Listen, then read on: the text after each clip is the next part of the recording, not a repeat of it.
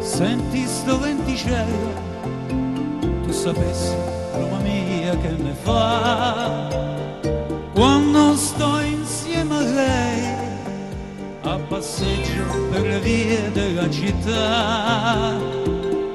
Mi sento il cuore in gola, mi ha trasmesso tutta l'elettricità. Anche lei se ne accorta e mi guarda un po' stravolta e poi mi dice: beh, che volemo fare?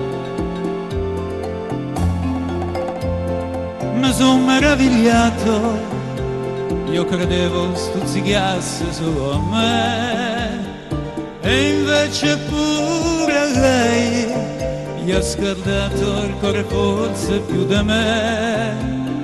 Sospinti da sta ebbrezza, siamo andati a casa mia per vedere.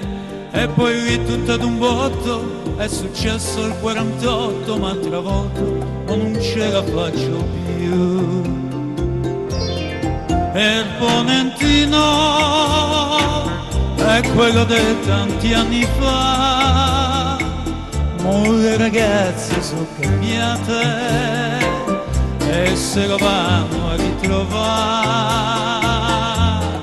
E il ponentino, vento della felicità, è sempre stato un malandrino, ora ci ha fatto innamorare.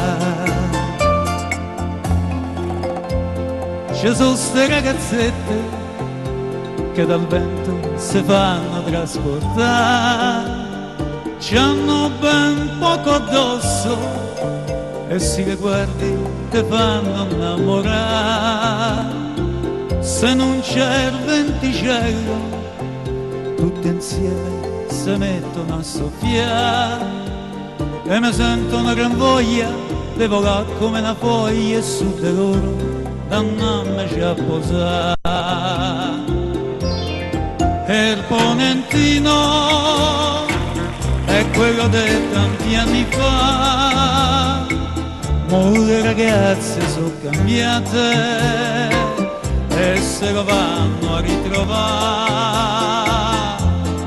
E il ponentino, vento della felicità, è sempre stato un malandrino, ora ci ha fatto innamorare.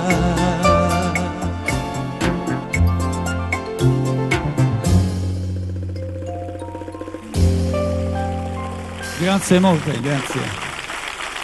Grazie anche a mia figlia Alessandra che mi ha accompagnato alle tastiere. Grazie molte.